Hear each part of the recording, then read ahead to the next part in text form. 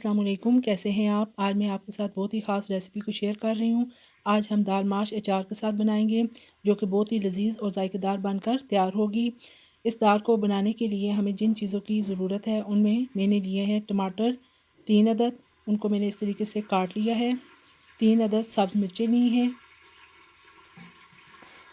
2 medium size के प्याज, उनको भी इस तरीके से काट लिया है। 2 कप मैंने दाल माश के लिए हैं और इसे 3 घंटे के लिए नॉर्मल पानी में भिगो के रखा है और अच्छी तरीके से साफ़ कर लिया है। 2 टेबलस्पून मैंने अचार लिया है। नमक 1 टीस्पून, सफ़ेद ज़ीरा 1 टेबलस्पून, अदरक और लहसुन पिसा हुआ 2 टेबलस्पून, कसूरी मेथी 2 टेबलस्पून, हल्दी पाउडर 1 टीस्पून, कुटी हुई लाल मिर्च 1 टीस्पून, कश्मीरी लाल मिर्च हाफ टी स्पून, खुश्क धनिया पिसा हुआ 1 टेबलस्पून। चलिए जी, आज की रेसिपी को बनाना शुरू करते हैं। बिस्मिल्लाहिर्रहमानिर्रहीम। प्रेशर कुकर के अंदर मैंने हाफ कप कुकिंग ऑयल डाला है और इसके अंदर प्याज को डाल दें।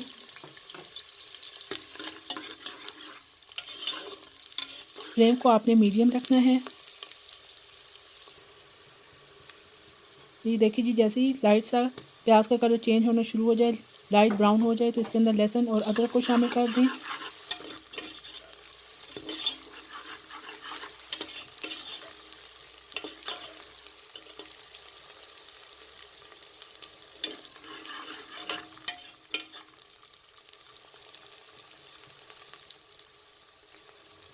अब इसके अंदर टमाटर को शामिल कर दें।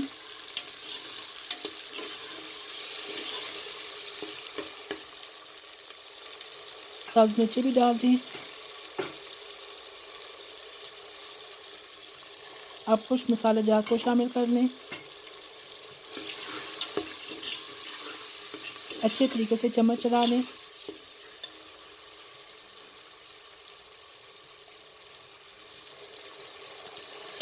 हाफ कप से भी थोड़ा कम पानी डाल दें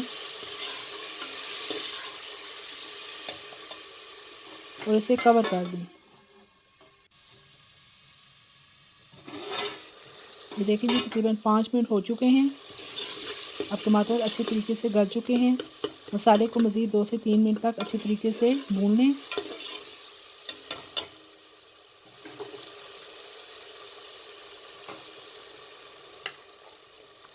अब इसके अंदर अचार को शामिल कर दें।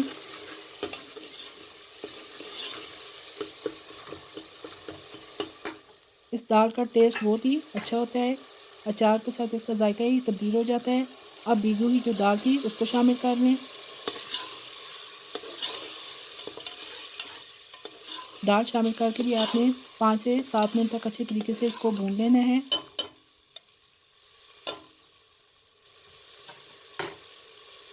ये देखें जी, ऑयल अब ऊपर आ चुका है। अब इसके अंदर 3 गिलास पानी शामिल कर दें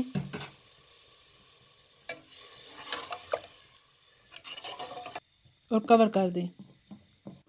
ये देखिए जी, तकरीबन 10 मिनट प्रेशर लगाया है। दाल अच्छी तरीके से गल चुकी है।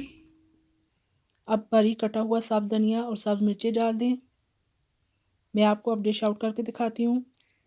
ये देखिए जी, थोड़ा सा मैंने ऊपर से मक्खन भी डाला है। मक्खन से दाल का टेस्ट बहुत ही अच्छा आ जाता है। ये बिल्कुल ढाबा स्टाइल दाल माश तैयार हुई है।